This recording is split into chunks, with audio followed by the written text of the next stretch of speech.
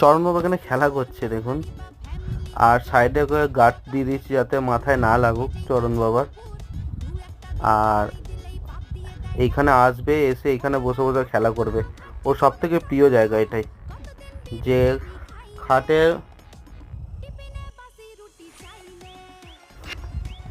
খাটের এই জায়গাটা ধরবে আর এখানে দাঁড়িয়ে দাঁড়িয়ে খেলা করবে, এবং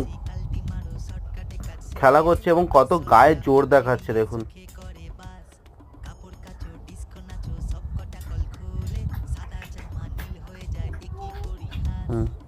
কত গায়ে জোর দেখাচ্ছে,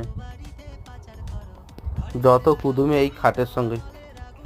এবং পার্ট 2-এও দেখবেন কত, মানে ওর পা আটকে গেছে এবং কি করতে চাই।